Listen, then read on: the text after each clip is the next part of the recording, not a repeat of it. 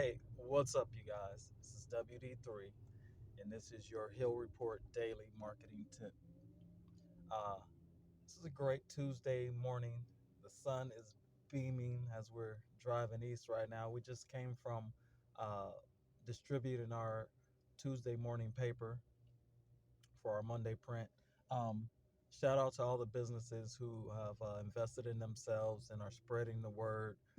We're definitely thankful to help you grow your business and grow your brand, uh, increase your visibility, becoming a choice, becoming an option when customers have needs. Um, Now, sorry about that. It was a little chilly out there as we were getting the paper out. And um, what I wanted to talk about today was the lifeblood of your business. Yes, the lifeblood of your business, excuse me, it is your customers. Know your customers. Know who is more likely to choose your business. Know and appreciate your target market. Um, these are the people who you had in mind whenever you started your business. Whenever you developed your skill, you thought about these are the people that are going to be likely to be served by my business, by my brand, by my product. Um, you have to keep them in mind.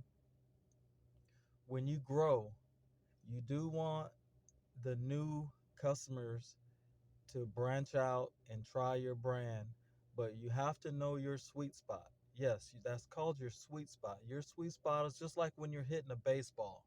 Um, you know what part of the baseball bat to try to get the ball to hit, which is going to make it go faster, it's going to make the ball jump off the bat. It's your sweet spot. In your customer base, you do have a sweet spot. If you are uh, if you are I used to work and do a lot of Medicare work, and my sweet spot, I had a list of those who were 65 years and older. Um, I would Some of my products would be like Medicare supplements, life insurance policies, wills and trust, uh, independent dental and vision plans. It would have done me no good if I would have targeted, say, 30 to 40-year olds. It would have done me no good. I would have got nothing out of my. Come on, people. Sorry about that. I would have got nothing out of my prospecting and marketing plan if I would have targeted that age group. But because I targeted people who were more likely to use my product, who were more likely to use my service, therefore you get customers at a higher rate. Um, some business owners are out there thinking, man, the people really don't like my product. They're really not choosing me. What's wrong? Am I snake bitten? You're not. You're not snake bitten. You you are suffering from being invisible to your target market. You are suffering from not existing amongst those who would be more likely to use your service uh, and frequent your brand. Um, your brand is very important. Your skill is unquestioned. You guys are very skilled individuals. To get to the level of uh, actually marketing your product, that's a high level of skill that you need to get to in order to market your product and actually be confident that you're going to deliver a great service to your to the customers. It takes a lot of it takes a whole lot of skill and a whole lot of confidence to be able to put your skill and charge a fee, charge a price, charge money for your product, charge money for your service. That takes a lot of skill and a lot of confidence to be able to do that. Most people most people would cut their own grass, yeah. But would you have the skill and the confidence to go to a neighborhood where this guy is very picky? He likes his grass pristine. He likes his hedges cut very pristine. He likes his yard edged up. He likes his sidewalk to be spotless. Would you have the skill to consistently bring satisfaction to those type of customers? Would you have the skill to consistently um, serve the public as they come in? Um, I was I was attempting to meet with this one business yesterday, and this statement always is a trap when I hear it. I called the business owner and I'm like, hey, I'd like to meet with you. We have a good season coming up that your business will be able to help the community. Can we talk? This person was like, "Oh, thank you for calling, but I don't I don't want any other customers. I have all the customers I need." Now, that statement, let's break it down a little bit. Don't take the fake in thinking that your current customer base is all you need, right?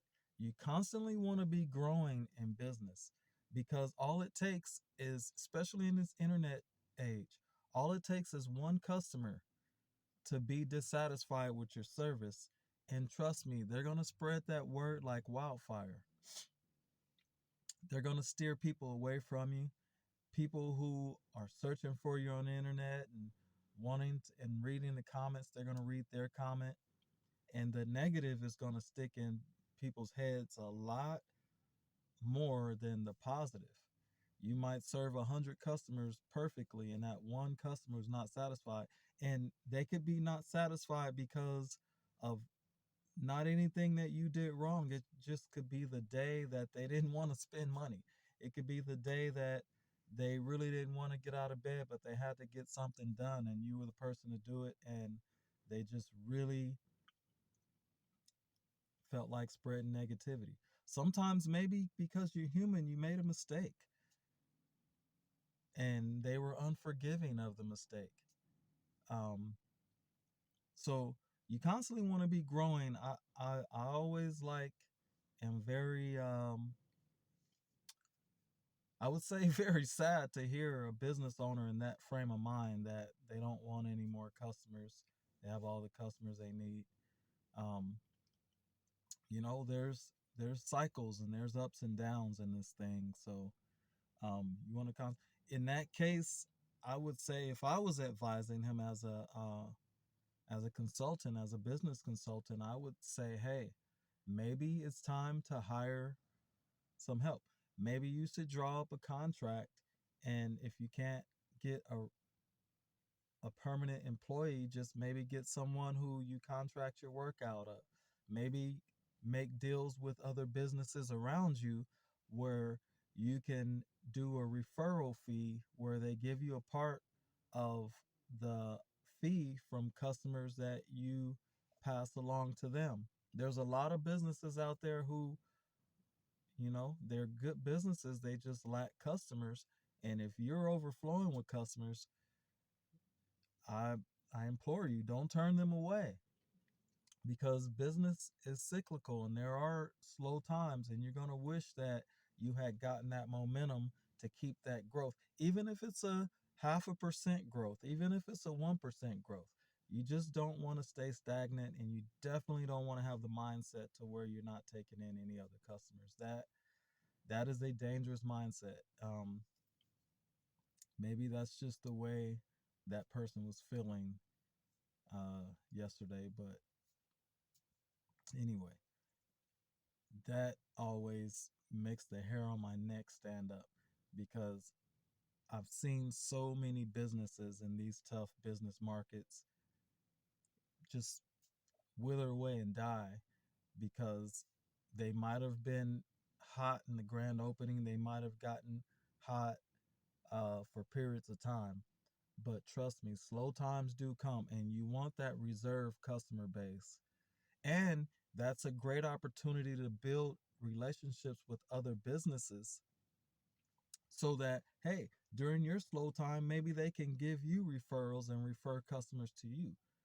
That's always a plus because you want to keep that funnel, you want to keep that pipeline. My cousin always, he was in sales years, he's been in sales for years, and I was getting into sales when I was starting my insurance brokerage, and he was like, I said, give me some advice because I've always worked hourly or things like that. He was like, well, you got to keep a pipeline. And I didn't understand that until I started actually practicing with my insurance brokerage. And I was like, it's very important to keep a pipeline. If somebody says, hey, come check with me next week, can't do it right now, write that down and follow up with that person, right? Keep a pipeline. Um, you definitely don't want to be turning away customers because then the word will get out that maybe you're going out of business or uh, maybe the word will get out that you're no good, right? Because you don't serve customers. You're not, um, and you have to also, if a customer is calling you, you have to really be careful in in America by turning customers away because then you don't know how they're going to take it. You don't know if that's going to be perceived as some type of discrimination or anything like that. So my thing is make deals with other businesses, contract out someone who you know can do the job, and give that spill, give that overflow to them for a fee, right? Um, I think that's the better way to go than just shutting down your pipeline and saying no more new customers. Um, you know, it's not a way to build a business. But anyways, I deal with a lot of car repair shops, and your bay may be full today when I pass by, and you say, hey, I'm good. I'm trying to catch up right now, but it's like think about those times when those bays are getting slow. You still got those mechanics to pay or your employees to pay. Um, Keep them coming. Put them on a waiting list. Uh, Send that overflow to another mechanic that you know can do the job. But definitely keep your pipeline going. Keep your brand building. Don't ever take the fake or the trap of uh, thinking that what I got going today is uh, is the end all to be all because business changes at a very rapid pace. So definitely you don't want to be turning away customers that are in your sweet spot, customers that are your target market. You want that market share more than anything because your competitors are going to get that market share. And if you're not a part of that formula, then you've just lost out on a customer, a referral, um, and you could have lost out on a whole customer tree. And you could have someone out there spread negativity about you. So serve customers, even if you got to put them on a waiting list for another day or refer them to somebody else. Serve those customers. Know your sweet spot. Um, Even if you got to know the number of people in your market that would be your sweet spot. Know those demographic numbers. Know everything about your customer and your business so that you can know what your possibilities are, so that you can know when you are declining or increasing, right? But anyway, um, this is WD3, and this is your Hill Report Daily Marketing Tip. And guys, let's go get some sales.